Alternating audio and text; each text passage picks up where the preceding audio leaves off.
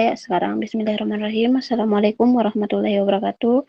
Alhamdulillahirrahmanirrahim. Wassalatu wassalamu ala asyrafil anbiya'i wal mursalin wa ala alihi wa sahbihi ajmain amma ba'du. Baik yang terhormat Ketua Komunitas Marifatun Akademi Gus Faris Sandi Bastian beserta jajaran kepengurusannya yang kami hormati Ustadz Angga Toha Saputra selaku narasumber kita malam hari ini, yang kami muliakan kori kita pada malam hari ini Ustadz Dion serta jajaran para media partner yang kami kagumi dan yang sangat kami banggakan, seluruh teman-teman yang hadir pada kesempatan malam hari ini.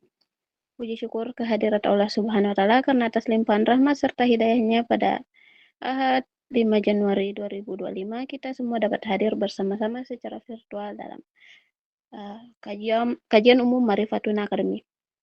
Salawat berserta salam semoga tetap terlimpah curahkan kepada junjungan alam tauladan umat manusia, rahmat bagi seluruh alam, baginda Nabi Agung Muhammad Shallallahu Alaihi Wasallam yang telah membawa kita dari zaman kegelapan menuju zaman yang terang benderang. Hadirin teman-teman semua yang kami hormati, perkenankan saya sebagai moderator yang akan memandu acara kita malam hari ini hingga sampai selesai nantinya. Dan izinkan saya untuk membacakan susunan acara pada malam hari ini. Acara yang pertama pembukaan, acara yang kedua adalah pembacaan ayat suci Al-Quran, berlanjut ke acara ketiga merupakan acara inti yang akan disampaikan oleh narasumber kita.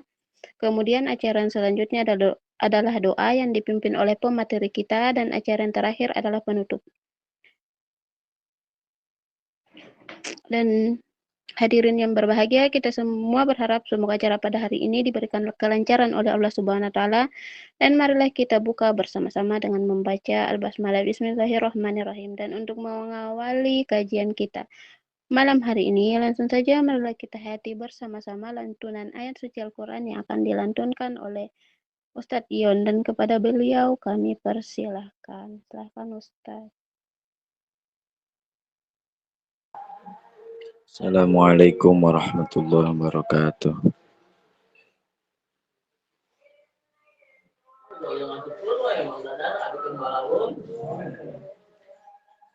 A'udzu billahi minasy syaithanir rajim.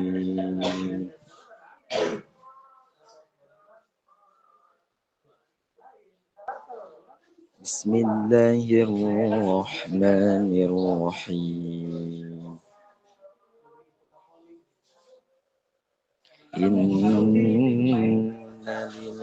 muttaqina mafaza.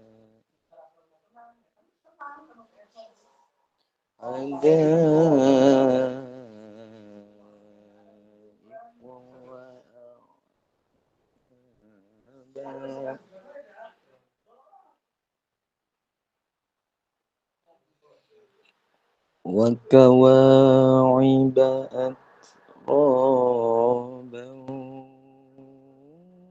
وكأسا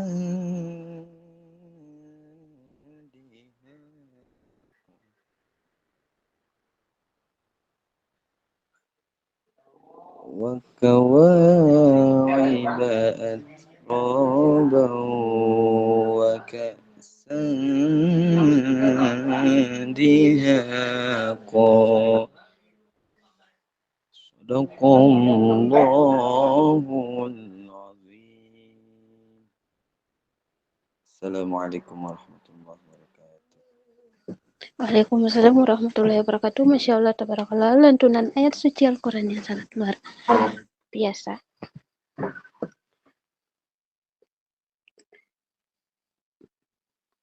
Dan kita masuk ke acara yang kedua, yaitu pemaparan materi, dan sesi ini kita bagi ke dalam dua sesi. Sesi pertama pemaparan materi selama 45 menit, dan sesi kedua merupakan sesi diskusi yakni tanya jawab selama 15 menit.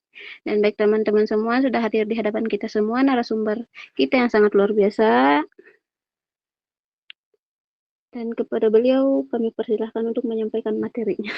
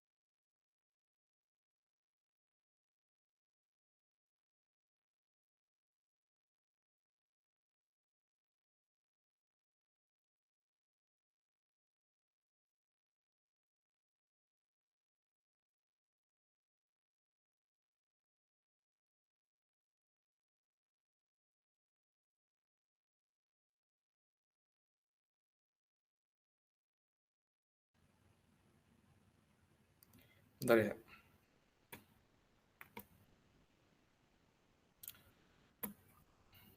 Kok nggak mau ya?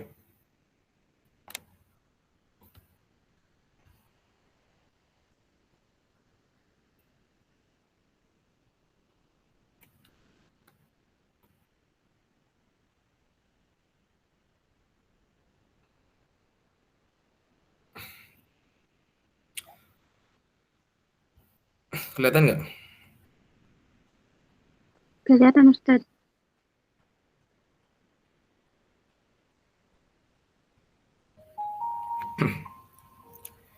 Bismillahirrahmanirrahim. Assalamualaikum warahmatullahi wabarakatuh. Alhamdulillahi rabbil alamin. Allahumma salli wa sallim wa yubarik ala Sayyidina Muhammadin wa ala alihi wa ashabihi wa man tabi'ahum bi ihsan ila yaumiddin. Amma ba'd. Rabbi israh li sadri wa yassir li amri wahlul 'uqdatam min lisani yafqahu qawli. Rabbi zidna ilman warzuqna fahman birahmatika ya arhamar rahim.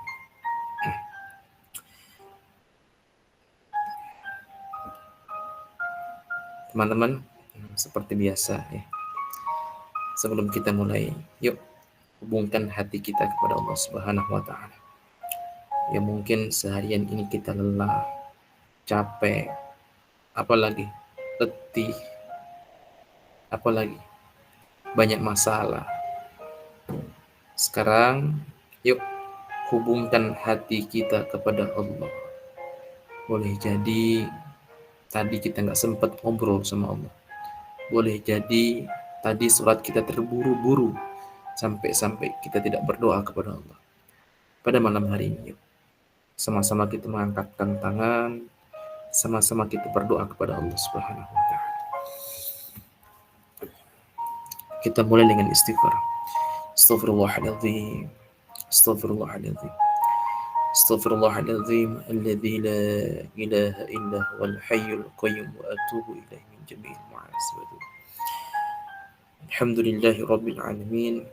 Allahumma salli wa sallim wa yubarik ala Sayyidina Muhammadin. Duhai Allah yang menatap kami pada malam hari ini. Duhai Allah yang melihat kami pada malam hari ini. Duhai Allah yang memandang kami pada malam hari ini. Allah, ini kami ya Allah. Kami yang mungkin semakin hari semakin jauh darimu ya Allah. Ya Allah, kami datang kepadamu ya Allah. Memohon ampunanmu ya Allah. Ya Allah, maafkan kami yang mungkin setiap hari kami berucap iyyaka na'budu wa iyyaka nasta'in. Hanya kepadamu lah kami beribadah dan hanya kepadamu lah kami minta pertolongan. Tapi kami sering ibadah karena makhluk ya Allah. Maafin kami ya Allah. Maafin kami yang ngaku setiap hari kami beribadah hanya kepadamu. Tapi kami sering beribadah ingin dipandang ya Allah. Ingin dilihat orang soleh. Ingin dipandang orang yang alim. Maafkan kami ya Allah. Maafkan kami yang juga sering memohon kepadamu. Wa iyyaka nasta'in, memohon pertolongan darimu ya Allah, tapi kami sering berharap kepada makhluk. Maafkan kami ya Allah. Maafkan kami ya Allah. Maafkan kami ya Allah. Ya Allah, kami enggak tahu mau kemana lagi ya Allah, kecuali hanya kepada Engkau ya Allah. Wa may yaghfiru dzunuba illa anta. Gak ada yang mampu ngampun dosa kami. Gak ada yang mampu maafin kesalahan kami kecuali Engkau ya Allah. Oleh karena itu ya Allah, maafin kami ya Allah. Maafin kami ya Allah. La ilaha illa anta subhanak inna kunna minadh dhalimin. Ya Allah, ini jiwa kami, ini raga kami ya Allah. Pakailah sesuai dengan apa yang Engkau mau, bukan seperti apa yang hamba mau ya Allah. Bimbing hamba, temani hamba ya Allah. Rabbana atina fid dunya hasanah wa fil akhirati hasanah wa qina adzabannar. Alhamdulillah rabbil alamin. Baik. Teman-teman yang insyaallah dimuliakan oleh Allah Subhanahu wa taala. Gimana kabar antum semuanya? Sehat? Boleh jawab di kolom komentar. Yang sehat bilang sehat. Yang sakit bilang sakit, yang lagi banyak masalah bilang lagi banyak masalahnya.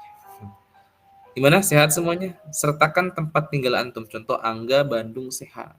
Supaya saya tahu dari mana aja semua ini. Ya, alhamdulillah sehat. Alhamdulillah sehat. Insyaallah. Semuanya sehat. Ya, alhamdulillah Bandung sehat. Alhamdulillah sehat. Jani Ponto sehat. Jani Ponto di mana? Sehat Ustadz Indra Cimahi. Surabaya, ya. Sehat Ustadz. Lagi bingung. Wahyuni, ya. Sehat Ustadz. Alhamdulillah Lampung Utara kurang baik Ustadz. Sehat. Alhamdulillah sehat. Yang dia Makassar Ustadz. Sehat. Alhamdulillah sehat Ustadz. Dari Bogor, ya. Alhamdulillah sehat semuanya. Ambon, Masya Allah. Ambon, yang lagunya viral itu ya. Yang mana? Saya lupa lagi ya. Teman-teman yang insya Allah dimulakan oleh Allah Subhanahu Wa Taala. Alhamdulillah semuanya sehat sini ya. Semoga sehat kita. Yang sakit Allah segera angkat penyakitnya. Yang lagi banyak masalah segera Allah angkat segera Allah angkat masalahnya. Yang lagi banyak musibah, ujian segera Allah angkat pada malam hari ini. Amin ya Allah ya Rabbal Alamin. Teman-teman, insya Allah pada malam hari ini kita akan membahas tentang andai ini surat terakhirku. Teman-teman kebayang nggak tadi? Tadi surat Isya, kita kebayang nggak? Kepikiran nggak dalam diri kita bahwa ya Allah, boleh jadi surat Isya ini adalah surat terakhirku. Kebayang nggak teman-teman? Kebayang nggak di antara kita? Antum yakin subuh nanti antum bisa sholat? Siapa yang di sini yakin bahwa nanti subuh dia bisa sholat? Gak ada. Saya yakin gak ada yang bisa jamin hidup kita sampai subuh nanti. Gak ada.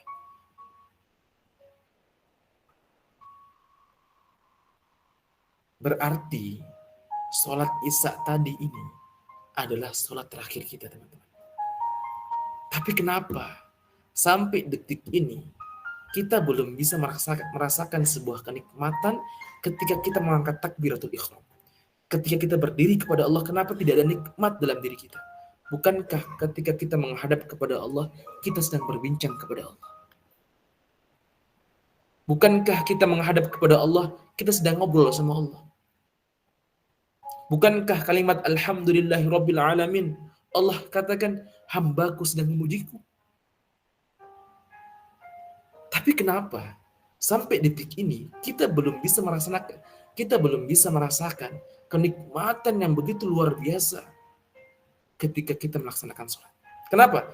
Karena kita tidak pernah beranggapan bahwa sholat yang kita kerjakan boleh jadi ini sholat terakhirku. Kebayang nggak teman-teman? Seandainya ada malaikat datang kepada antum dan ngomong, wahai Angga, sholat Isya nanti itu sholat terakhir kamu. Kira-kira ketika ada malaikat yang datang kepada kita dan mengatakan bahwa sholat Isya nanti adalah sholat terakhir kita, kira-kira antum bakal sholatnya terburu-buru atau antum sholat paling lama selama-lamanya? Ngalahkan tahajud 1 juz. Ada yang pernah tahajud 1 juz? Ada? Berapa menit? Berapa ya? Sejaman ya? Iya, sejam. 12,5? Ya sejam. Mungkin bakal lama seperti itu. Kalau seandainya malaikat datang kepada kita dan mengatakan, ini sholat terakhir kamu. Teman-teman yang insya Allah dimulakan oleh Allah Subhanahu Wa Taala. Jadi, kata guru saya gini, boleh jadi nggak kamu sholat tuh, ini sholat terakhir kamu, dan kamu nggak akan dapatkan sholat setelahnya. Maka gunakanlah sebaik-baik sholat terakhir kamu untuk menghadap kepada Allah Subhanahu Wa Taala. Teman-teman yang insya Allah dimulakan oleh Allah Subhanahu Wa Taala. Ada sebuah video, silakan antum lihat.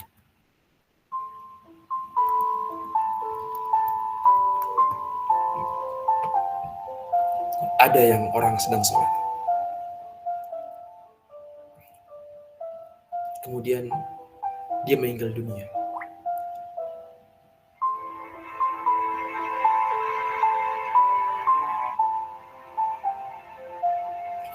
Meninggal dunia. Betul.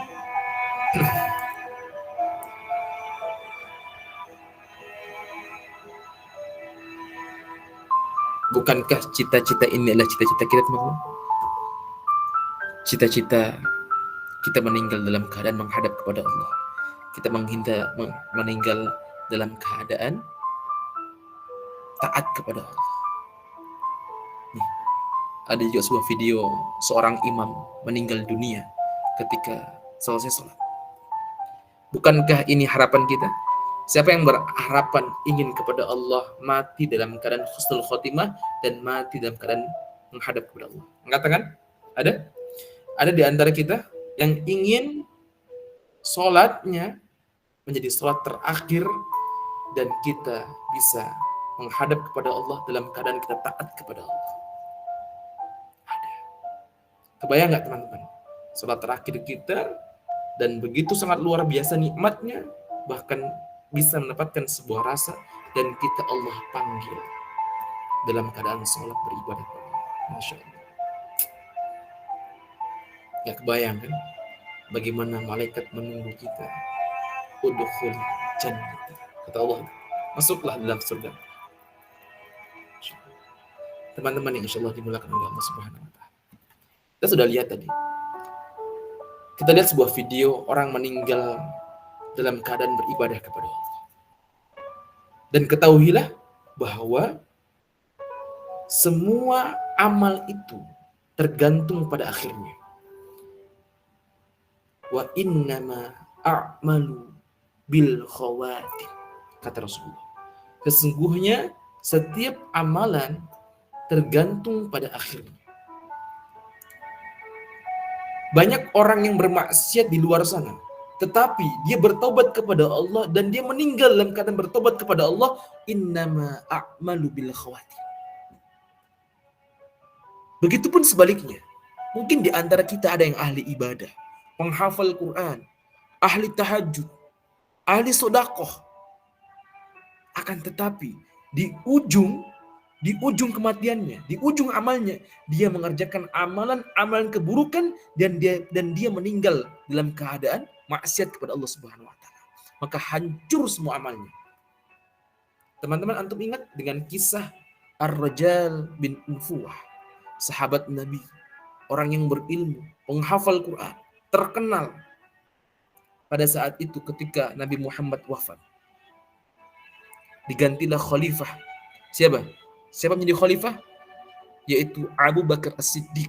Dan pada saat itu terjadilah banyak nabi-nabi palsu yang tersebar di pelosok-pelosok dunia ketika meninggal Nabi Muhammad SAW. Dan yang paling terkenal adalah Musailamah Al-Kadzab. Kemudian Abu Bakar As-Siddiq ini mengutus Ar-Rajal bin Unfuwah untuk berdakwah kepada Musailamah Al-Kadzab, untuk berdakwah agar dia kembali kepada Allah dan memeluk agama Islam. Diutus, bukan semerta-merta karena diutus sembarangan, tidak. Karena Abu Bakar As-Siddiq melihat bahwa Ar-Rajal bin Unfuwah ini adalah orang yang berilmu, orang yang sangat luar biasa, taatnya kepada Allah Subhanahu wa taala. Kemudian berangkatlah Ar-Rajal bin Unfuwah dan pasukannya untuk berdakwah. Kemana? Berdakwah Musailamah Al-Kadzab. Ketika beliau berdakwah, kalian tahu yang terdakwah bukan Musailamah Al-Kadzab, melainkan yang terdakwah adalah Ar-Rajal bin Unfuwah. Dan dia memeluk, percaya kepada Musailamah Al-Kadzab bahwa dia seorang nabi karena dia diiming-imingi jabatan. Karena Ar-Rajal bin Unfuwah orang yang berilmu, orang yang dekat kepada Nabi, dan orang-orang awam pada zaman itu percaya bahwa Musailamah Al-Kadzab ini seorang nabi atas ucapan siapa? Ar-Rajal bin Unfuwah. Bayangkan, orang yang berjuang bersama Nabi, orang yang berilmu, orang yang taat kepada Allah, terdakwah, dia akhirnya mempercayai Musailamah Al-Kadzab menjadi seorang nabi.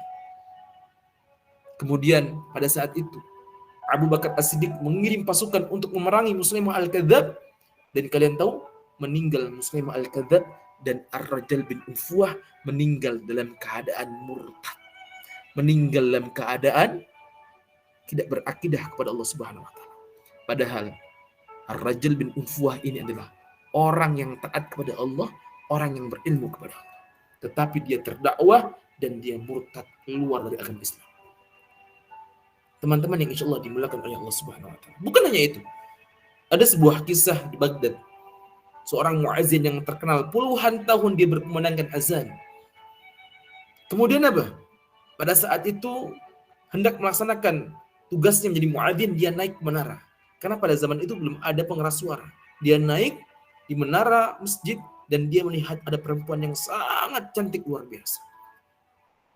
Dan hatinya tergoda ingin memiliki perempuan tersebut. Kemudian dia datang pada perempuan tersebut. Aku mencintaimu. Kemudian kata perempuan Nasrani ini mengatakan, aku tidak bisa mencintaimu karena kita beda agama. Kemudian laki-laki tersebut mengatakan, bagaimana caranya agar aku bisa mendapatkanmu? Katanya gini, kamu keluar dari agama Islam. Akhirnya, iya, saya keluar dari agama Islam. Saya nggak percaya, kata perempuan tersebut. Coba makan ini babi. Dimakan itu babi. Setelah makan babi, coba minum khamar. Diminum itu khamar. Kemudian apa? Dan tugas yang terakhir, kamu boleh memegangku, kamu boleh memilikiku, asal kamu naik ke genteng dan lihat ayahku sudah pulang atau belum. Akhirnya laki-laki tersebut naik ke genteng dan dia jatuh dan dia meninggal dunia. Meninggal dunia dalam keadaan dia meninggalkan Allah Subhanahu wa Ta'ala. Puluhan tahun dia mengumandangkan azan. Bukankah fadilah orang yang mengumandangkan azan adalah ketika hari kiamat lehernya akan panjang? Karena pada saat itu, pada akhir zaman, pada hari kiamat, orang-orang tenggelam dengan keringatnya. Saking ketakutannya, tempatnya di mana dan akan dihisab. Orang-orang saking takutnya keluar keringatnya sampai membanjiri mereka. Dan orang yang ahli muazzin, orang yang sering menggunakan azan, lehernya akan panjang, teman-teman. Dan dia meninggal dalam keadaan apa? Dalam keadaan tidak beriman kepada Allah. Teman-teman yang insya Allah dimulakan oleh Allah Subhanahu wa Ta'ala. Wa innamal a'malu bil khawatim. Sesungguhnya setiap amalan tergantung pada akhirnya. Boleh jadi pada saat ini kita beribadah, tapi di ujung hayat kita tidak beriman kepada Allah. Makanya senantiasa minta, Allahumma inna nas'aluka bi husnil khatimah. Ya Allah, aku minta kepadamu untuk mati dalam keadaan husnul khatimah. Ya Allah, aku minta kepadamu agar aku meninggal dalam keadaan taat kepadamu. Itu diajarkan kepada kita untuk minta kepada Allah. Jangan pernah tinggalkan di setiap sela-sela doa kita. Karena tidak tahu, teman-teman, di ujung hayat kita boleh jadi kita meninggal dalam keadaan tidak beriman kepada Allah. Makanya senantiasa minta kepada Allah untuk senantiasa Allah jaga ketaatan kita dan kita meninggal dalam keadaan taat. Allah meninggal dalam keadaan husnul khotimah. Kenapa? Karena kematian itu jadi, teman-teman. Karena kematian itu pasti. Nih. Kematian itu pasti, teman-teman. Kul innal mauta alladhi tafirruna minhu fa innahu mulaqikum summa turadduna ila alimil ghaibi wasyahadah fayunabbiukum bima kuntum ta'malun. Katakanlah, sesungguhnya kematian yang kamu lari darinya pasti akan menemuinya. Walaupun kita lari ke gua yang sangat sempit, walaupun kita lari ke hutan, walaupun kita lari ke tempat yang sangat sunyi, kematian akan datang kepada kita. Walaupun kamu sembunyi di sebuah gedung yang sangat-sangat terjaga, privasi, kematian akan datang kepada kita.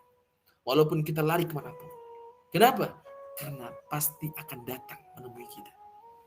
Kamu kemudian akan dikembalikan kepada yang maha mengetahui, yang gaib, dan yang nyata. Lalu diberitakan kepadamu apa yang selama ini kamu kerjakan. Bayangkan. Kita mau lari kemana, teman-teman? Kita akan kembali kepada Allah. Yang sangat luar biasa. Semua akan diminta pertanggungjawaban dari apa yang kita kerjakan selama di dunia. Teman-teman yang insyaallah dimulakan oleh Allah Subhanahu wa Ta'ala. Lantas dengan berapa ayat ini, berapa hadis yang sampaikan kepada antum, tidak membuat antum semakin semangat untuk beribadah kepada Allah. Butuh berapa ayat lagi yang harus sampaikan? Butuh berapa lagi ayat lagi, hadis lagi yang saya sampaikan? Butuh berapa kisah lagi yang harus saya sampaikan kepada antum? Sehingga kita bisa memperbaiki salat kita kepada Allah Subhanahu wa Ta'ala. Apakah menunggu teguran Allah Subhanahu wa taala? Apakah menunggu Allah Subhanahu wa taala mengirimkan kita sebuah azab? Kemudian kita bersungguh-sungguh dalam ibadah kepada Allah.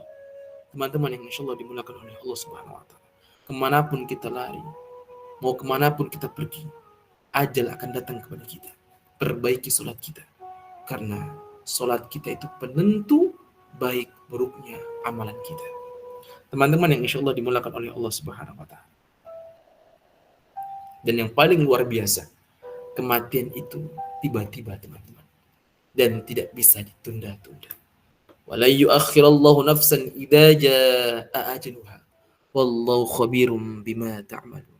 Dan Allah tidak akan menunda kematian seseorang apabila waktu kematiannya telah datang. Dan Allah Maha teliti apa yang kamu kerjakan. Allah itu nggak bisa nunda. Kematian itu nggak bisa nunda. Kamu minta bentarlah sebulan lagi, nggak bisa, teman-teman. Akan datang sesuai dengan apa? Sesuai dengan jadwalnya. Teman-teman yang insyaallah dimulakan oleh Allah Subhanahu wa taala. Dan yang sangat luar biasa, ketika kita meninggal dunia, pertama kali amal yang dihisab oleh Allah Subhanahu wa taala tadi salat. Nih. Salat amalan pertama kali dihisab dan tolak ukur dan diterimanya amal kita. Teman-teman yang insyaallah dimulakan oleh Allah. Nanti ketika kita kembali kepada Allah, itu yang pertama kali dihisab oleh Allah Subhanahu wa taala adalah salat kita. Makanya katakan bahwa apabila salat kita baik, maka baik pula seluruh amalnya. Dan apabila salat kita buruk, maka buruk semua amalnya. Jadi, salat ini adalah penentu tolak ukur diterima atau tidaknya amal yang lain.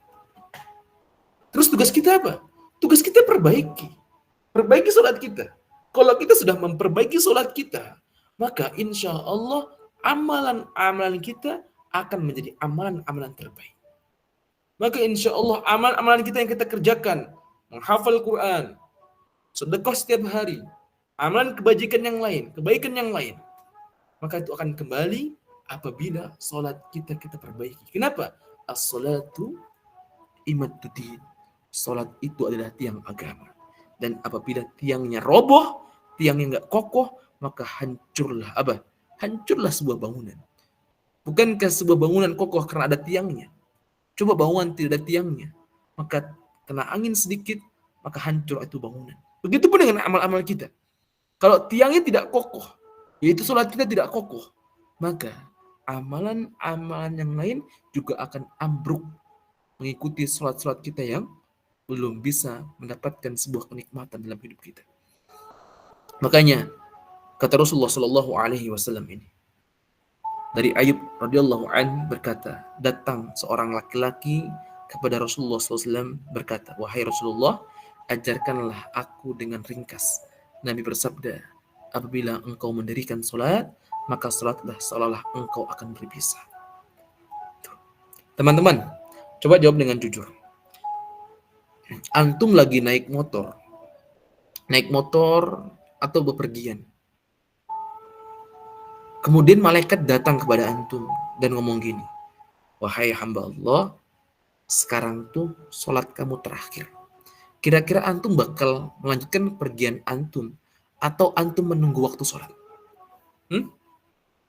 Jawab dengan jujur.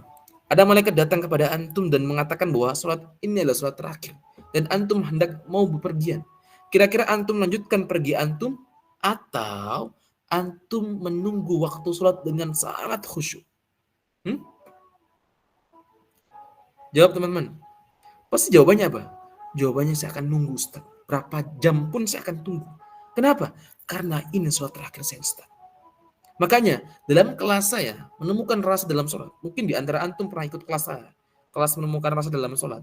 Itu bagaimana saya ajarkan dengan menanamkan dalam diri kita bahwa sholat kita itu sholat. Tanamkan dalam diri kita bahwa sholat yang kita kerjakan ini adalah sholat yang terakhir. Antum tanya sama alumni kelas privat saya tentang menemukan rasa dalam sholat. Bagaimana ketika saya praktekkan itu? Mereka mengangkat takbir. Apa jawabannya? Ustadz, gemeter hati saya nggak kuat Ustadz. Baru ini saya merasakan sebuah kenikmatan dalam sholat. Kenapa? Ada kuncinya teman-teman.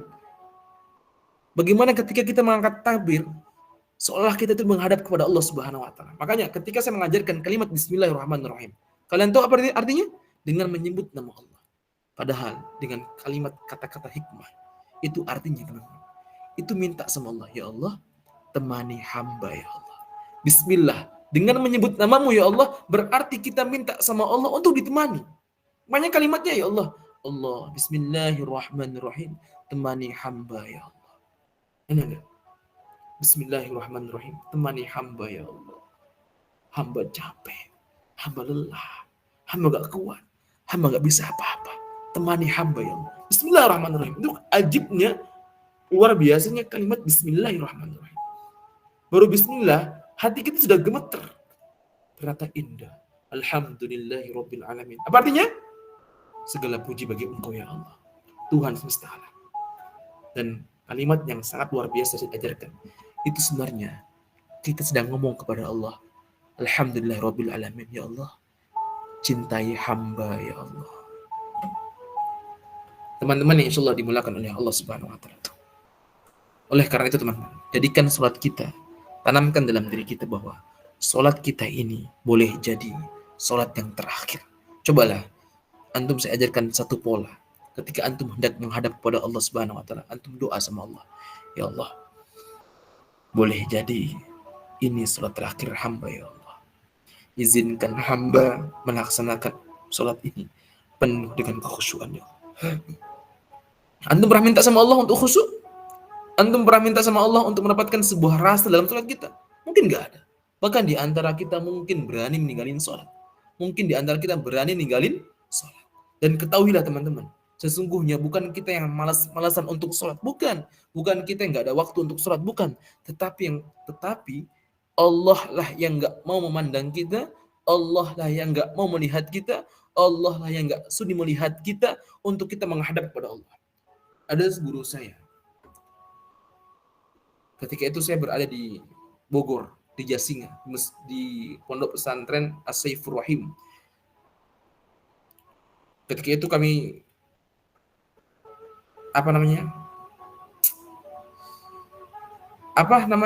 berdiam diri di masjid, saya sudah lupa kan. Itikaf. Nah, itikaf 10 hari Ramadan di Bogor, di Masjid Asy-Syaifur Rahim. Itu ada guru saya. Saya anggap dia guru, teman saya, tapi saya anggap dia guru. Bro, kayak gini. Enggak. Bang, di mana nih, Bang? Bang, tahu enggak kenapa kita susah tahajud? Karena kita begadang, saya bilang. Dengan polosnya sih, karena kita begadang. Kita begadang, bagaimana kita mau tahajud? Enggak, Bang. Kata Syekh Maulana. Syekh Maulana itu gurunya kita. Dia ngomong gini. Zam-zam, namanya Zam-zam. Zam, kamu kenapa nggak tahajud? Saya ketiduran, begadang semalam, ngantuk. Ketawa gurunya. Enggak, wahai Zam. Bukan kamu ketiduran. Enggak guru, wong saya ketiduran. Enggak, sesungguhnya Allah enggak mau lihat antum di sepertiga malam. Kaget dia.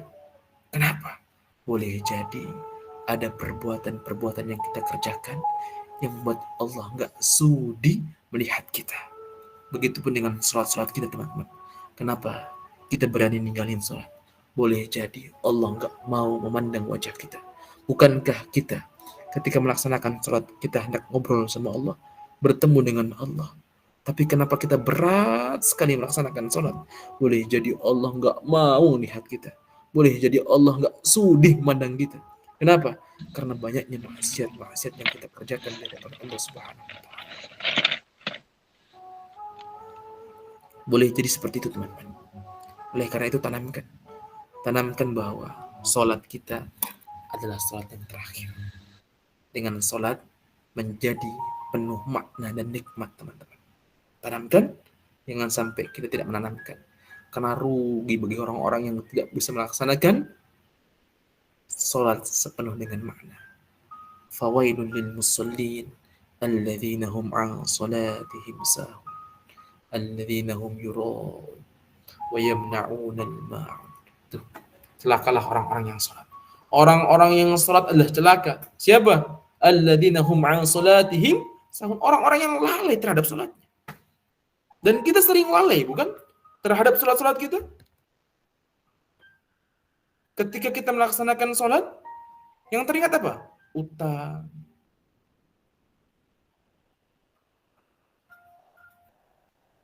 Terus apa lagi? Yang teringat apa lagi? Kunci kita di mana? Tadi kita ngapain aja? Bukankah kita menghadap kepada Allah, ngobrol sama Allah, tapi kita seolah tidak peduli kepada Allah. Bukankah ketika kita ngobrol sama presiden, kemudian kita tidak berani bergerak sedikit pun. Karena kita takut menghargai. Tapi kenapa kita ketika kita menghadap kepada Allah, zat yang memberi antum nafas, zat yang memberikan antum rezeki, zat yang memberikan antum kehidupan, antum seolah-olah biasa-biasa aja. Bukankah wallahul ghani wa antumul fuqara? Allah itu kaya dan kamu itu miskin. Dan kita tuh minta sama Allah. Bahkan kata Allah, la nas'aluka rizqan. Kami itu enggak minta rezeki darimu. Nahnu narzuquka. Kami itu yang berikan rezeki kepadamu.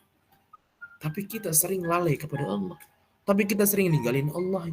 Tapi kita sering tidak mau melaksanakan perintah-perintah dari Allah Subhanahu wa taala. Lantas bagaimana teman-teman? Lantas bagaimana sholat kita setahun ini, 2 tahun ini? Apakah sudah mendapatkan sebuah kenikmatan?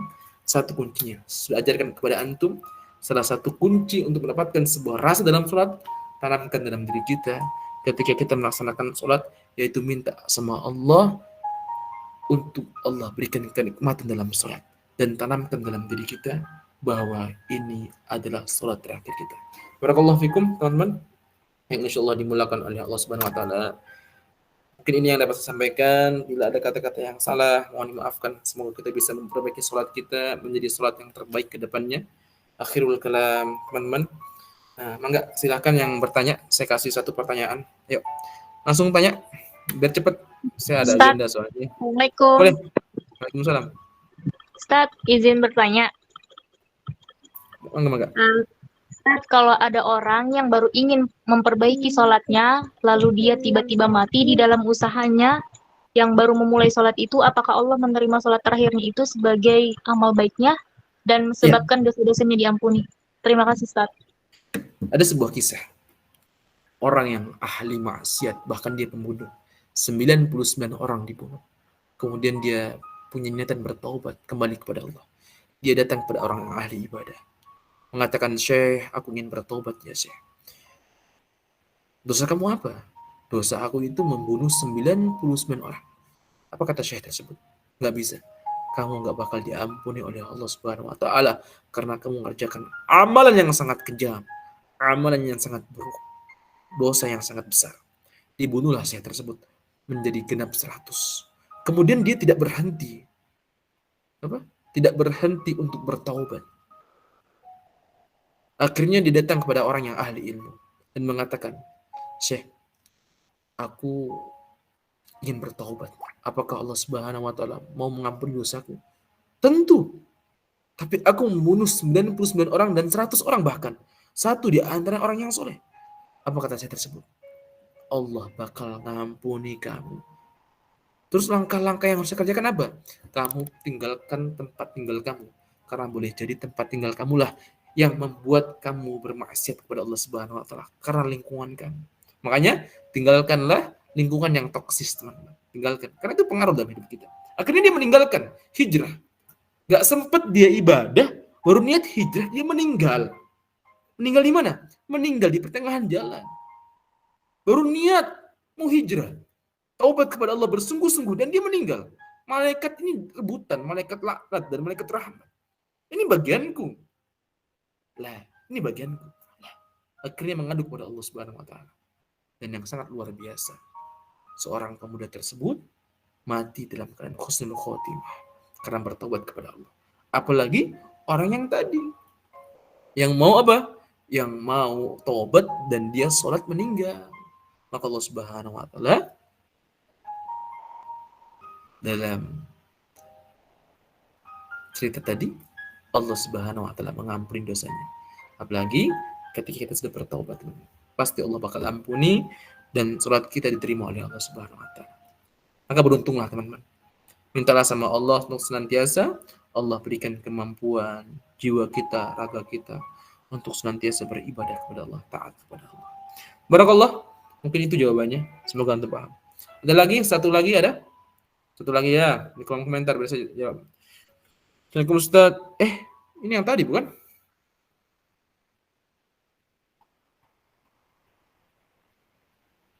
Mana lagi? Ada lagi nggak? Sepertinya pertanyaan yang sama Ustadz. Baik, untuk teman-teman mungkin masih ada satu pertanyaan lagi Ustadz, gimana? Kalau nggak ada kita tutup aja.